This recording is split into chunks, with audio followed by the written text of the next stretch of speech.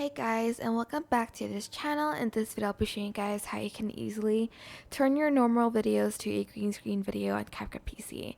So add in your video and just select cutout, select auto cutout.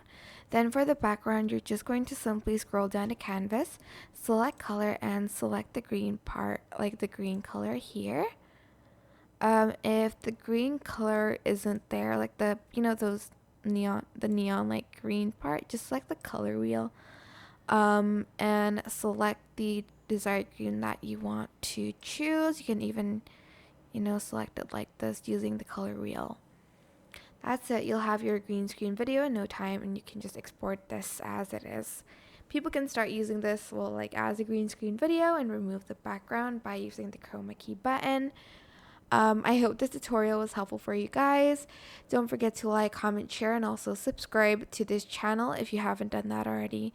If you have any questions, just leave it in the comment section down below and I will try my best to answer them all for you guys. And if you found this video helpful, please click the thanks button above the description box down below. Thank you so much for watching. Bye!